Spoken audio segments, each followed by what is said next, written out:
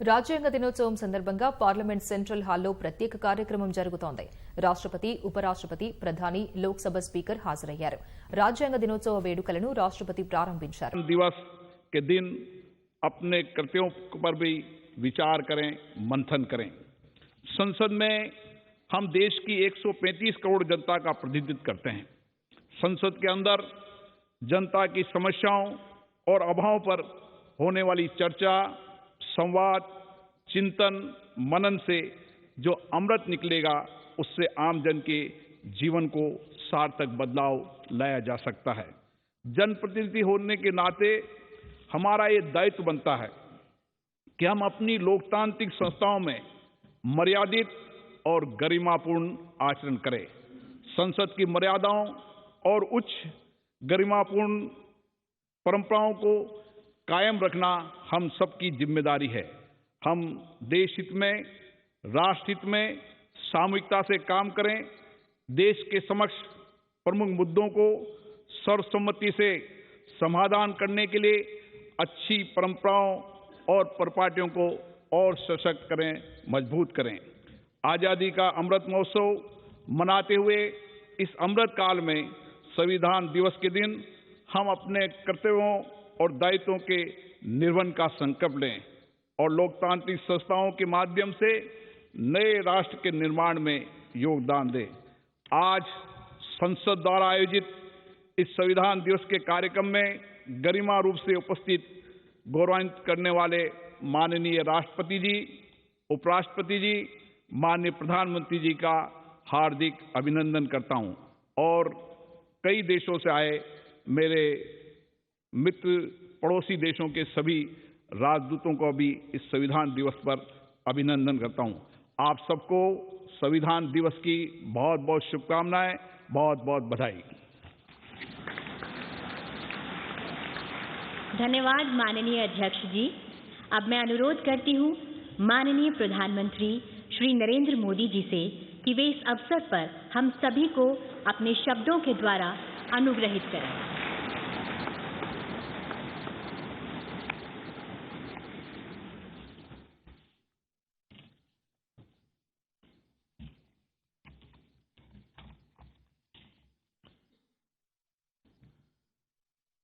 आदरणीय राष्ट्रपति जी, आदरणीय उपराष्ट्रपति जी, आदरणीय स्पीकर महोदय, मंच पर विराजमान सभी वरिष्ठ महानुभाव और सदन में उपस्थित संविधान के प्रति समर्पित सभी भाइयों और बहनों, आज का दिवस बाबा साहब आम्बेडकर, डॉक्टर राजेंद्र प्रसाद जैसे दूरंदेशी महानुभावों को नमन करने का है. आज का दिवस इस सदन को प्रणाम करने का है, क्योंकि इसी पवित्र जगह पर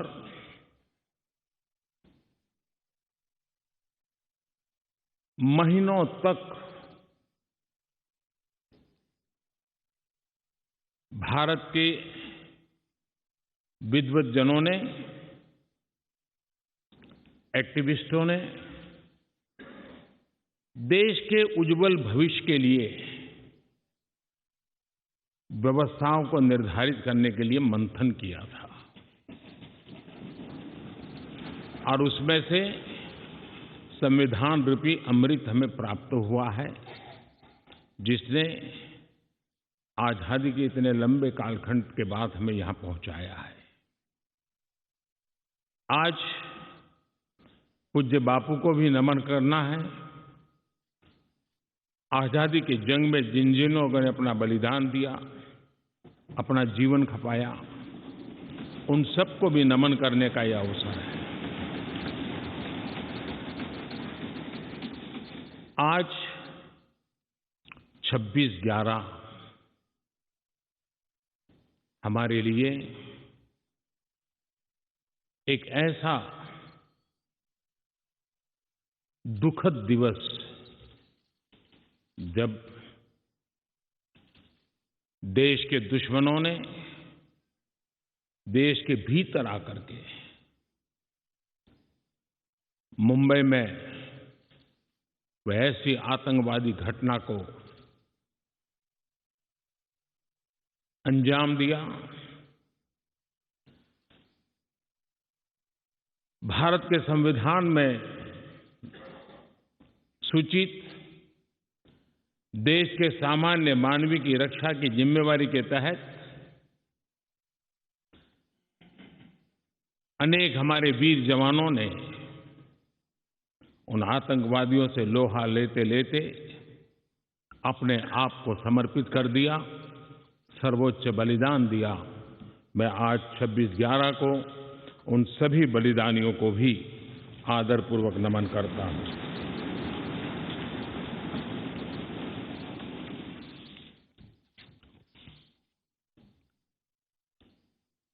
आदरणीय महानुभाव, कभी हम सोचें कि आज अगर हमें संविधान निर्माण करने की नौबत होती तो क्या होता।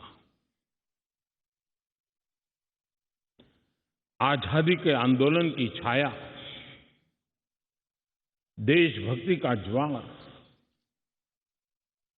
भारत विभाजन की विभीषिका, इन सब के बावजूद भी देश हित सुप्रीम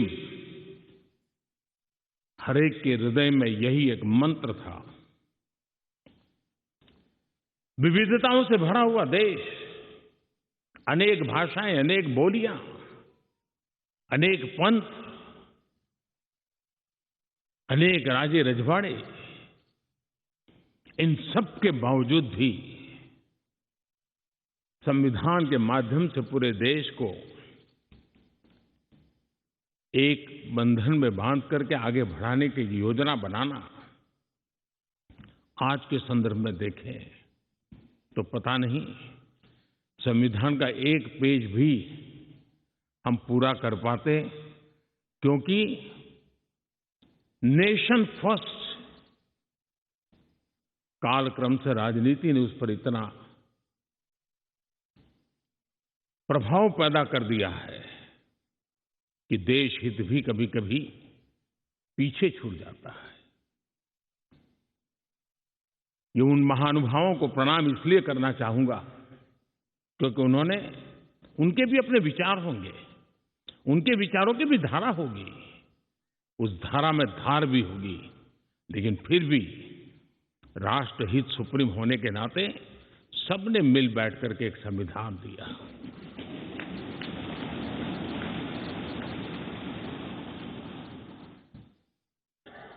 साथियों, हमारा संविधान ये सिर्फ अनेक धाराओं का संग्रह नहीं है। हमारा संविधान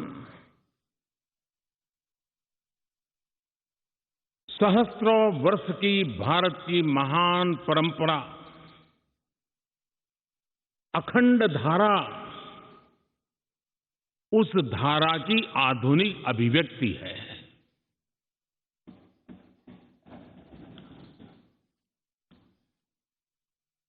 और इसलिए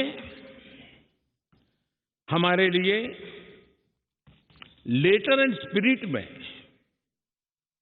संविधान के प्रति समर्पण, और जब हम इस संवैधानिक व्यवस्था से जनप्रतिनिधि के रूप में ग्राम पंचायत से लेकर के संसद तक जो भी दायित्व निभाते हैं, हमें संविधान के लेटर एंड स्पिरिट को समर्पित भाव से ही हमें अपने आप को हमेशा सज्ज रखना होगा। और जब ये करते हैं तो संविधान की भावनाओं को कहां चोट पहुंच रही है उसको भी हम नजरअंदाज नहीं कर सकते हैं। और इसलिए इस संविधान दिवस को हमें इसलिए भी मनाना चाहिए कि हम जो कुछ भी कर रहे हैं वो संविधान के प्रकाश में सही है कि गलत है, हमारा रास्ता सही है कि गलत है। हर वर्ष संविधान दिवस बनाकर के हमने अपने आप को मूल्यांकन करना चाहिए। अच्छा होता देश आजाद होने के बाद 26 जनवरी प्रजासत्ताक पर्व की शुरुआत होने के बाद हमें 26 नवंबर को संविधान दिवस के रूप में देश में मनाने की परंपरा बनानी चाहिए थी,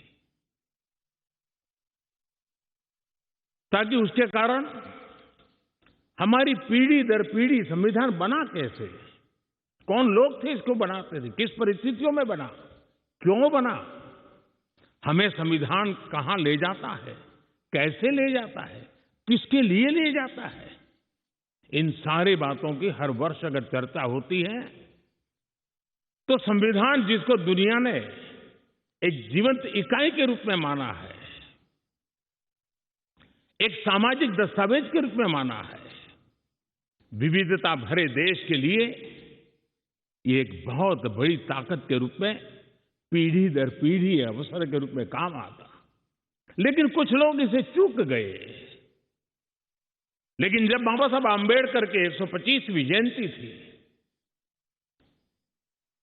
हम सबको लगा कि इससे बड़ा पवित्र अवसर क्या हो सकता है कि बाबा साहब आंबेडकर ने इस देश को जो बहुत बड़ा नजराना दिया है उसको हम हमेशा हमेशा के लिए स्मृति ग्रंथ के रूप में याद करते रहें।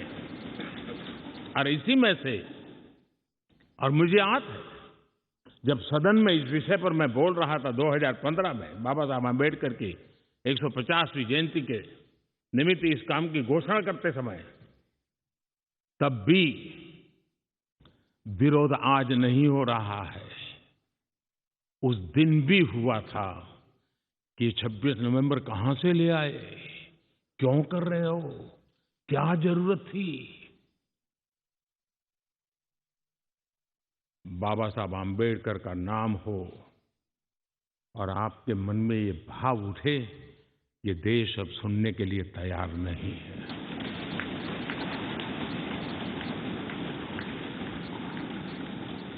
और आज अब भी बड़ा दिल रख करके खुले मन से बाबा साहब आंबेडकर जैसे मनीषियों ने देश को जो दिया है, इसका पुण्य स्मरण करने की तैयारी ना होना, ये भी एक चिंता का विषय है। साथियों, भारत एक संवैधानिक लोकतांत्रिक परंपरा है। राजनीतिक दलों का अपना एक अहम महत्व है और राजनीतिक दल भी हमारी संविधान की भावनाओं को जन जन तक पहुंचाने का एक प्रमुख माध्यम है। लेकिन संविधान की भावना को भी चोट पहुंची है। संविधान के एक एक धारा को भी चोट पहुंची है जब राजनीतिक दल अपने आप में अपना लोकतांत्रिक कैरेक्टर खो देते हैं। जो दल स्वयं लोकतांत्रिक कैरेक्टर खो चुके हो, वो लोकतंत्र की रक्षा कैसे कर सकते हैं।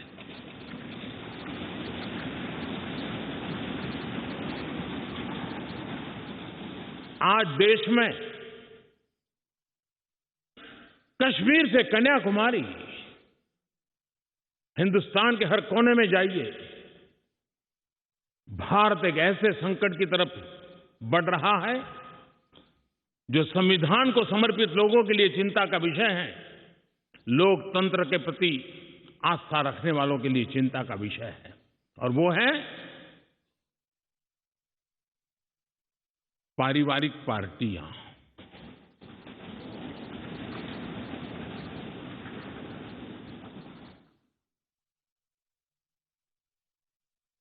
राजनीतिक दल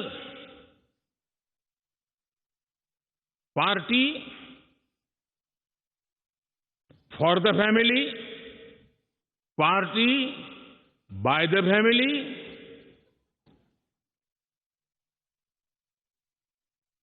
अब आगे कहने की जरूरत मुझे नहीं लगती है।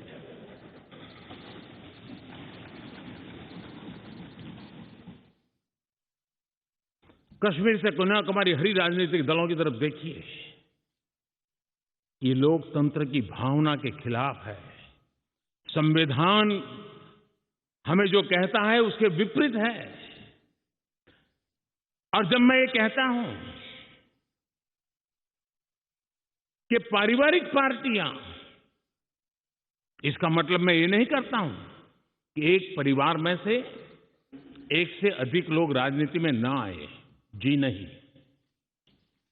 योग्यता के आधार पर, जनता के आशीर्वाद से किसी परिवार से एक से अधिक लोग राजनीति में जाएं, इससे पार्टी परिवारवादी नहीं बन जाती है। लेकिन जो पार्टी पीढ़ी दर पीढ़ी एक ही परिवार चलाता रहे, पार्टी की सारी व्यवस्था परिवारों के पास रहे, वो लोकतंत्र, स्वस्थ लोकतंत्र के लिए सबसे बड़ा संकट होता है। पॉलिटिकल फैमिली ही व्यवस्था में चल रहे हैं। तो किसी ने बीड़ा उठाया था कि वो नागरिकों को तैयार करेंगे और पॉलिटिकल फैमिली के बाहर के लोग निर्णय प्रक्रिया में कैसे आए, और बड़ी सफलतापूर्वक 30-40 साल लगे, लेकिन करना पड़ा। लोकतंत्र को समृद्ध करने के लिए हमें भी हमारे देश में ऐसी चीजों की ओर जाने की आवश्यकता है, चिंता करने की आवश्यकता है, देशवासियों को जगाने की आवश्यकता है। उसी प्रकार से हमारे यहां भ्रष्टाचार, क्या हमारा संविधान भ्रष्टाचार को अनुमति देता है? कानून है, नियम है, सब है। लेकिन चिंता तब होती है कि जब न्यायपालिका ने स्वयं ने किसी को अगर भ्रष्टाचार के लिए घोषित कर दिया हो, भ्रष्टाचार के लिए सजा हो चुकी हो, लेकिन राजनीतिक स्वार्थ के कारण उसका भी महिमा मंडन चलता रहे, भ्रष्टाचार को नजरअंदाज करके सिद्ध हुई हकीकतों के बावजूद भी जब राजनीतिक लाभ के लिए सारी मर्यादाओं को तोड़कर, लोक लाज को तोड़ करके उनके साथ बैठना उठना शुरू हो जाता है, तो देश के नौजवान के मन में लगता है कि अगर इस प्रकार से राजनीति के क्षेत्र में नेतृत्व करने वाले लोग भ्रष्टाचार में डूबे हुए लोगों की प्राण प्रतिष्ठा कर रहे हैं, मतलब उनको भी वो मिलता रास्ता मिल जाता है कि भ्रष्टाचार के रास्ते पर चलना बुरा नहीं है। 2-4 साल के बाद लोग स्वीकार कर लेते हैं कि हमें ऐसी समाज व्यवस्था खड़ी करनी है। क्या अंदर हाँ भ्रष्टाचार के कारण को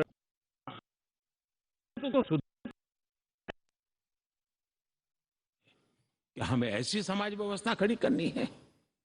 क्या समाज के अंदर भ्रष्टाचार के कारण को अगर गुना सिद्ध हो चुका है तो उसको सुधरने के लिए मौका दिया जाए, लेकिन सार्वजनिक जीवन में प्रतिष्ठा देने की जो स्पर्धा चल पड़ी है, ये मैं समझता हूं अपने आप में नए लोगों को लूटने के रास्तों पर जाने के लिए मजबूर करती है, और इसलिए हमें इससे चिंतित होने की जरूरत है।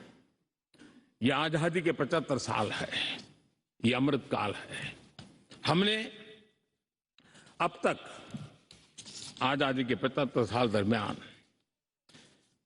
देश जिस स्थिति से गुजरा था, अंग्रेज भारत के नागरिकों के अधिकारों को कुचलने पर लगे हुए थे।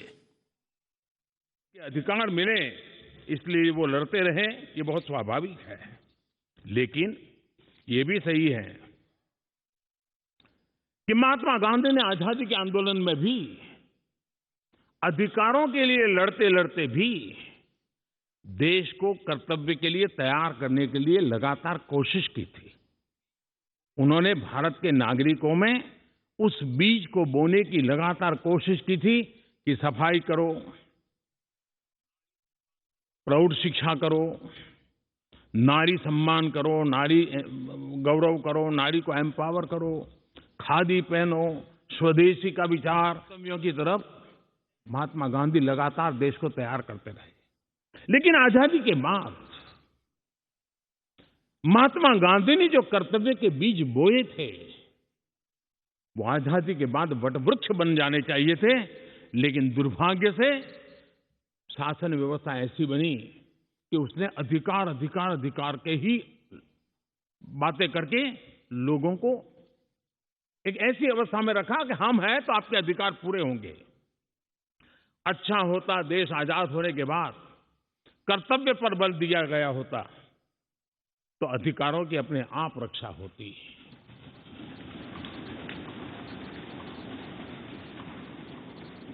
कर्तव्य से दायित्व का बोध होता है, कर्तव्य से समाज के प्रति एक जिम्मेवारी का बोध होता है। अधिकार से कभी कभी एक याचक वृत्ति पैदा होती है कि मुझे मेरा अधिकार मिलना चाहिए, यानी समाज को कुंठित रखने की कोशिश होती है। कर्तव्य के भाव से सामान्य मानवी के जीवन में एक भाव होता है कि ये मेरा दायित्व है, मुझे इसको निभाना है, मुझे करना है। और जब मैं कर्तव्य का पालन करता हूं तो अपने आप किसी के अधिकार की रक्षा हो जाती है, किसी के अधिकार का सम्मान हो जाता है, किसी के अधिकार का गौरव हो जाता है, और उसके कारण कर्तव्य भी बनते हैं और अधिकार भी चलते हैं और स्वस्थ समाज की रचना होती है। आजादी के अमृत महोत्सव में हमारे लिए बहुत आवश्यक है कि हम कर्तव्यों के माध्यम से अधिकारों की रक्षा करने के रास्ते पर चल पड़े।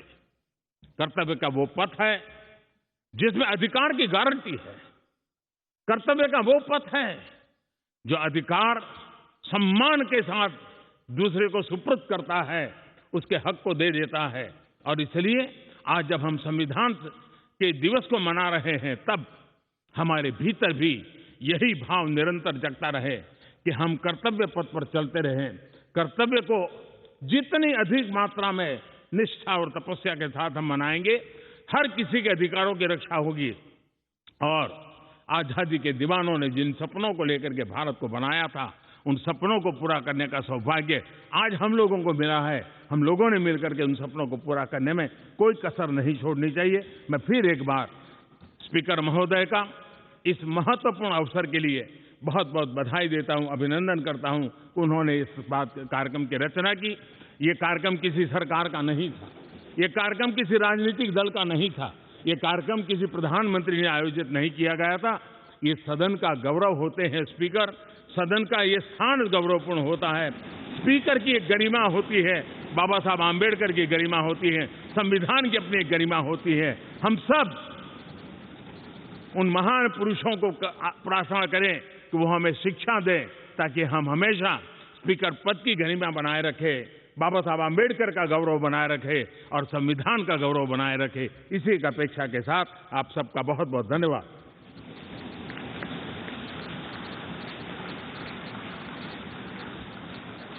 धन्यवाद माननीय प्रधानमंत्री जी। अब मैं आग्रह करती हूँ माननीय उपराष्ट्रपति जी एवं राज्यसभा के सभापति श्री एम वेंकैया नायडू जी से कि वे विशिष्ट सभा को संबोधित करें।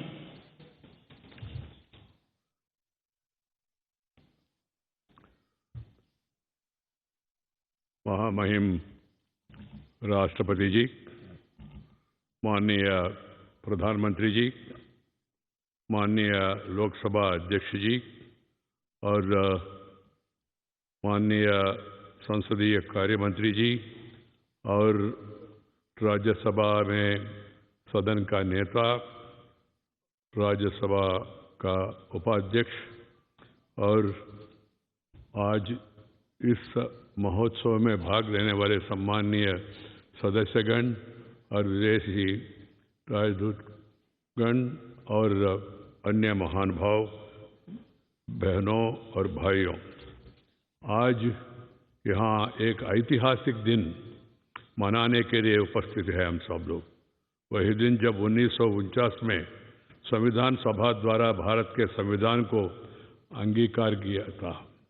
यह संविधान निर्माताओं के प्रेरणास्पद दृष्टि को याद करने और उस दृष्टि को साकार करने के लिए 72 वर्षों से जारी हमारा प्रयासों पर विचार करने का अवसर है। My dear members, brothers and sisters, today we all have assembled here to commemorate a historic day, a day when the Constitution of India was adopted by the Constituent Assembly in 1949. It's an occasion to recall the vision that inspired the constitutional makers, reflect on the continuing mission that began 72 years ago to translate that vision into action. At the outset, I pay my gratitude to the President of the Constituent Assembly, Dr. Rajendra Prasad ji, Chairman of the Drafting Committee, Dr. Baba Saheb Ambedkar ji, and the members of the Constituent Assembly for providing direction for nation building. Their overreaching framework continues to guide us in the collective endeavor of our nation to scale new heights amidst the contemporary national and international challenges. Our Constitution, in essence, is a statement of values, ideas, ideals, seeking to ensure justice, liberty, and equality for all in the true spirit of fraternity, and is a guide to peaceful democratic transformation, enabling the people to fulfill their aspirations. Our Constitution is marked by innovative borrowing from various sources and selective adoption, integrating the long-held indigenous values and Western concepts also. It exemplifies the essential Indian worldview that believes in welcoming noble thoughts from all over the world and adopting them in our national context. As we are all aware, it was the people of India who gave themselves this Constitution through their elected representatives in the Constituent Assembly. The preamble summarizes the philosophy of the Constitution, in which the people preferred our country to be a democratic republic, thereby indicating the instrumentalities by which the intended socio-economic transformation was to be achieved. It has been our firm belief that people are at the center of our development. They are the agents of the transformation of our country. Their empowerment is the goal of all our efforts. Their aspirations steer our policies.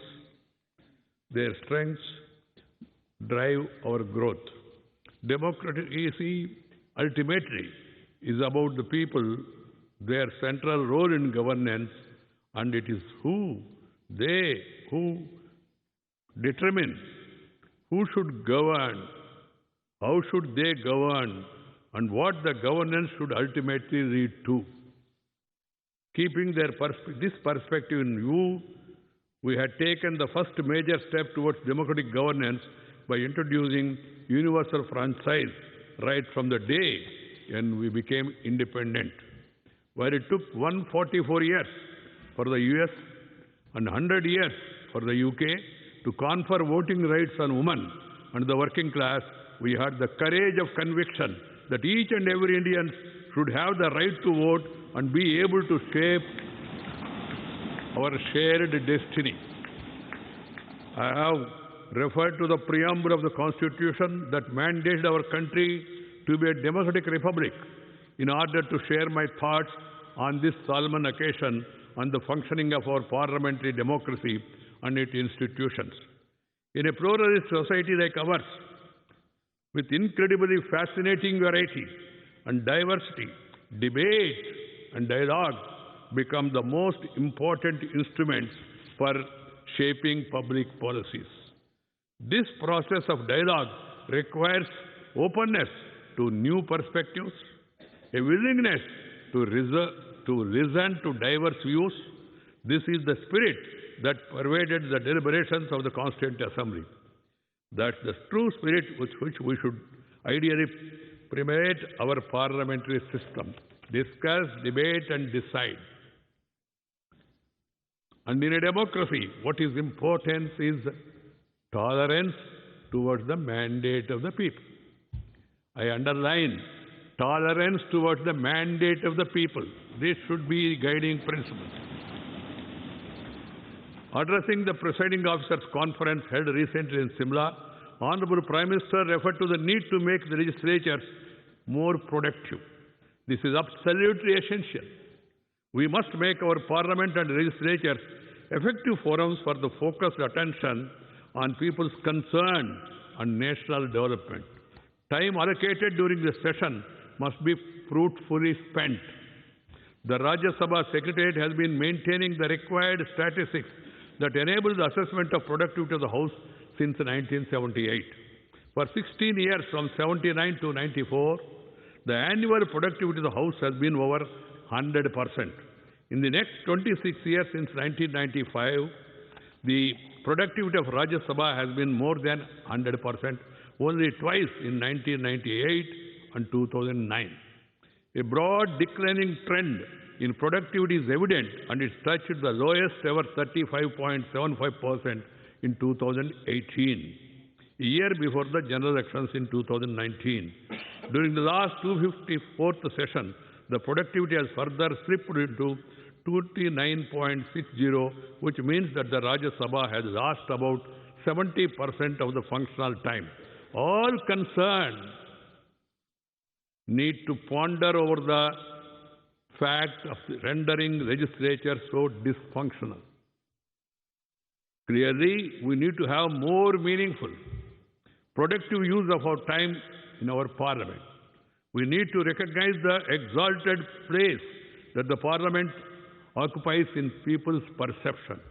It is indeed the sacred place where people's voices are articulated and heard, where their hopes and fears are debated, where laws protecting them foster their growth and enable fast-tracked national development are formulated. The Constituent Assembly debates suggest Rajya Sabha was created primarily to ensure that the enactment of legislation process is carried out with calm, dispassionate, learned, evidence-based, balanced approach. It was meant to be a house of elder statesmen, accomplished public persons who had the ability to participate in a dialogue without rancor and prejudice, who had the ability to present and debate on issues with conviction and persuasive expression. My experience over the last 4 years suggests that no legislative proposal of the government was defeated on the floor of the House, and in fact, quite a few of them were passed by consensus. However, there were instances of bills being delayed on account of disruptions on various issues. I wish and hope that in future we would have fewer occasions like this, because it results in inadequate scrutiny of the bills. The Parliament loses the benefit of knowledge and wisdom of its members, who have been elected to these positions by the people of this country with great expectations. This also goes against the very objective of having an upper house, which was established for facilitating an in-depth discussion on key issues. Dr. Babasaheb Ambedkar ji had quite aptly noted that the effective functioning of the Constitution will depend on the quality of the people chosen to work it, and said that the chosen bad lot can fail even a good Constitution, while the good lot can work even on a bad Constitution. As we celebrate the 75th year of our hard-fought independence and also commemorate Samvidhan Divas today, we must be mindful of this profound statement. One of the implications is that if we have to work a constitution well, we must focus both on strengthening all the organs of the state and established institutions, as well as enabling good governance. The institutions as well as the people who run them matter. At the same time, we must constantly review our performance, critically and honestly reflect as to whether our policies and programs are in consonance with the constitutional values or not. That's why I mentioned about the performance of the upper house, of which I am the chairman. underlying our constitutional architecture is the firm foundation of inclusion, of leaving no one behind. It is the vision that finds echo in overarching philosophy of the present government led by Prime Minister Sri Narendra Bhai Modi, that believes in Sabka Saath, Sabka Vikas, Sabka Viswas and Sabka Prayas. We have been trying to forge national unity by celebrating diversity, by finding that many threads that bind us together. We must continue to do so. This is the core constitutional value we have inherited and fondly cherish. As Sardar Patelji said, and I quote, "But in the long run, it would be in the interest of all to forget that there is anything like majority or minority in this country, and that in India there is only one community. We are all one nation, one people. We care for everyone, especially of those who are marginalized and need support. Every Indian should be enabled to contribute to national development. Every Indian has to be given an opportunity to shape the new India we are collectively dreaming of. Every Indian must be educated, healthy, skilled and forward-looking, ready to be part of our country's growth story. I am glad that the present government has turned many programs like sanitation, cleanliness into people-driven mass abhiyans or movements, Jana Andolan. Our constitution is not a static archival document, but a living document. It has enabled us to respond to the emerging challenges and adapt to the changing circumstances. Consequently, it has been amended 105 times so far. This shows that we have had the ability to listen, to debate, dialogue, and to be agile. This agility and flexibility is essential to strengthen our constitutional values.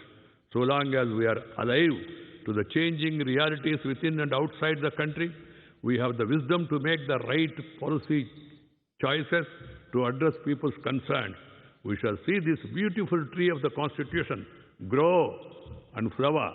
Our common aim should be to make this happen every day in such of our institutions and in each of our actions.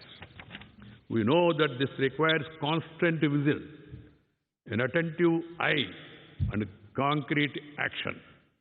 There were certain unfortunate efforts to subvert the spirit and philosophy of the Constitution during the dark period of emergency, but fortunately they were undone. We the people have time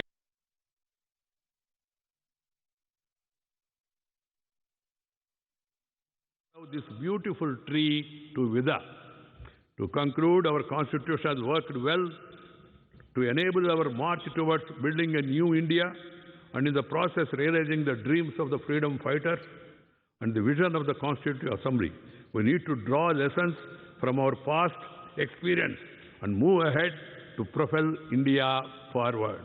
Azadi Ka Amrita Mahotsav is a celebration of our achievements collectively of the country. We can legitimately be proud of it.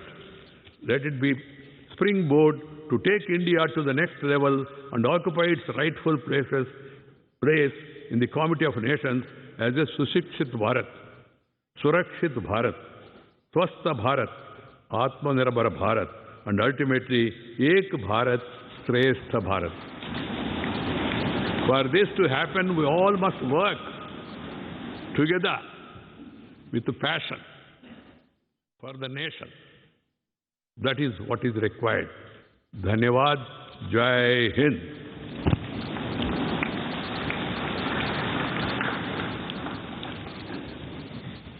धन्यवाद माननीय उपराष्ट्रपति जी। अब मैं माननीय राष्ट्रपति जी से सादर अनुरोध करती हूं कि वे संविधान सभा की चर्चाओं का डिजिटल संस्करण जारी करें।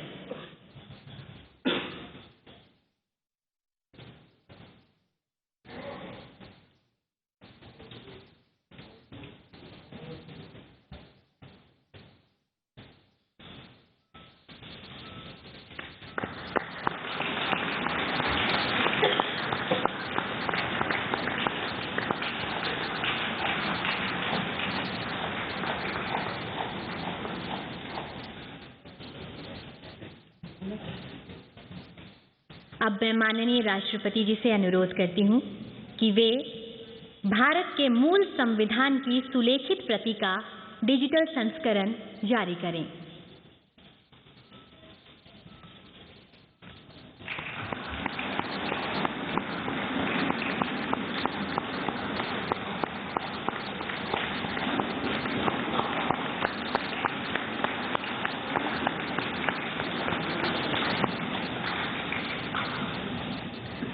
अब माननीय राष्ट्रपति जी से आग्रह है कि वे भारत का अद्यतन संविधान जारी करें।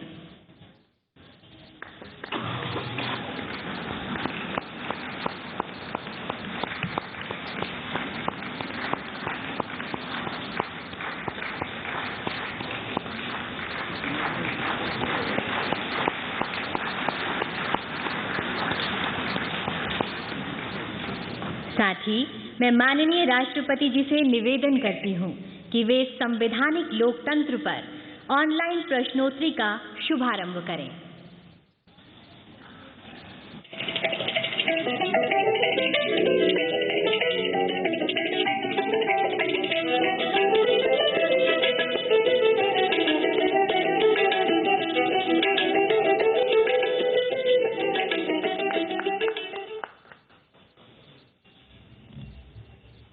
बहुत बहुत धन्यवाद माननीय राष्ट्रपति जी।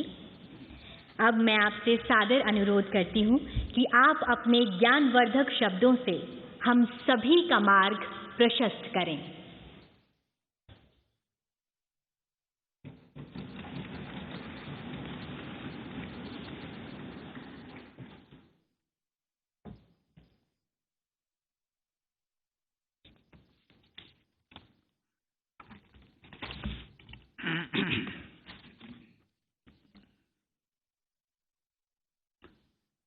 उपराष्ट्रपति श्री एम वेंकैया नायडू जी, प्रधानमंत्री श्री नरेंद्र मोदी जी, लोकसभा अध्यक्ष श्री ओम बिरला जी, राज्यसभा के उपसभापति श्री हरिवंश जी, राज्यसभा में सदन के नेता श्री पीयूष गोयल जी, संसदीय कार्य मंत्री श्री प्रहलाद जोशी जी, सभी सांसदगण और प्यारे देशवासियों,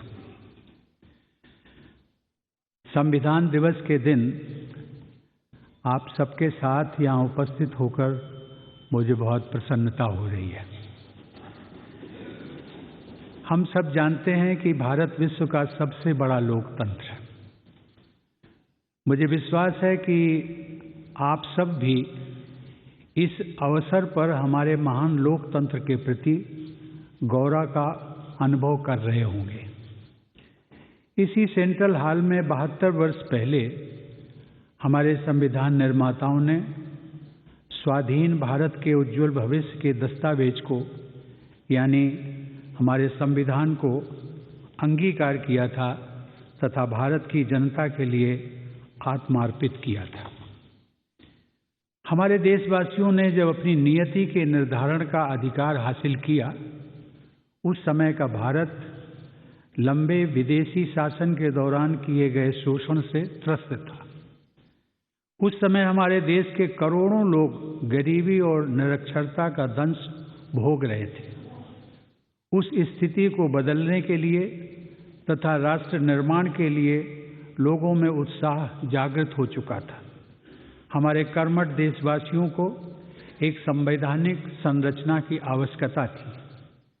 लगभग 7 दशक की अल्प अवधि में ही भारत के लोगों ने लोकतांत्रिक विकास की एक ऐसी अद्भुत गाथा लिख दी जिसने समूची दुनिया को विस्मित कर दिया।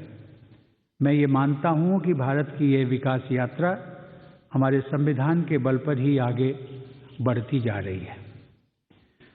देवियों और सज्जनों, हमारे संविधान में वे सभी उदात्त आदर्श समाहित हैं जिनके लिए विश्व के लोग भारत की ओर सम्मान और आशा भरी दृष्टि से देखते हैं। हम भारत के लोग, इन शब्दों से आरंभ होने वाले हमारे संविधान से ये स्पष्ट हो जाता है कि भारत का संविधान लोगों की आकांक्षाओं की सामूहिक अभिव्यक्ति है। संविधान सभा के सदस्यों ने जनप्रतिनिधि की हैसियत से संविधान के प्रत्येक प्रावधान पर चर्चा और बहस की। वे साधारण लोग नहीं थे। उनमें से अनेक सदस्य कानून के क्षेत्र में अपनी प्रतिभा का लोहा मनवा चुके थे। अनेक सदस्य अपने अपने क्षेत्र के प्रतिष्ठित विद्वान थे और कुछ तो दार्शनिक भी थे। लेकिन संविधान के निर्माण में वे सभी संविधान सभा के लिए निर्वाचित जनप्रतिनिधि के रूप में ही भाग ले रहे थे। उनके शब्दों के पीछे उनके सत्कार्यों और नैतिकता का आभा मंडल था।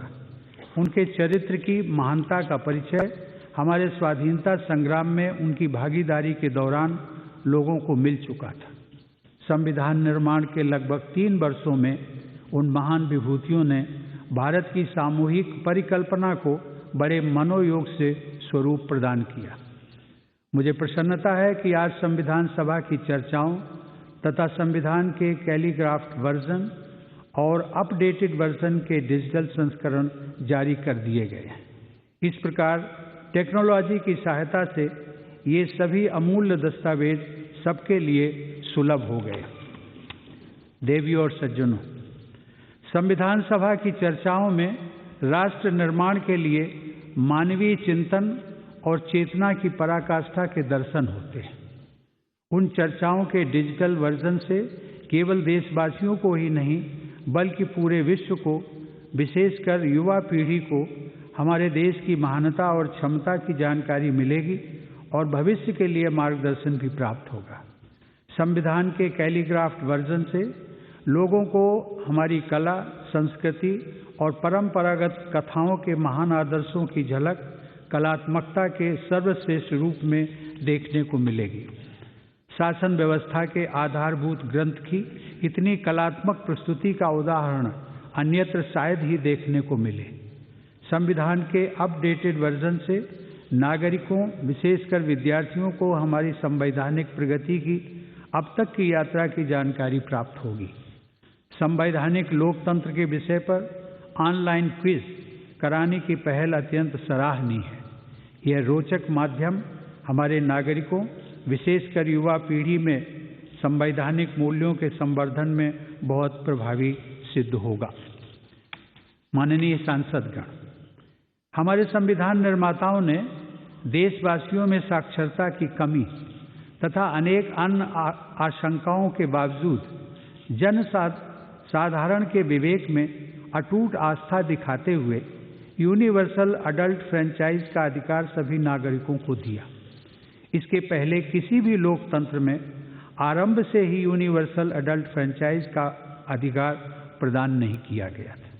प्रारूप समिति के अध्यक्ष डॉक्टर बाबा साहब आम्बेडकर ने 16 जून 1949 को जब यूनिवर्सल अडल्ट फ्रेंचाइज का प्रस्ताव प्रस्तुत किया तो वह प्रस्ताव बिना किसी खास प्रतिरोध के सर्वसम्मति से पारित हो गया। इस संदर्भ में विशेष रूप से यह तथ्य उल्लेखनीय है कि इंग्लैंड और अमेरिका जैसे देशों में महिलाओं को लंबे संघर्ष के बाद मताधिकार प्राप्त हो सका था।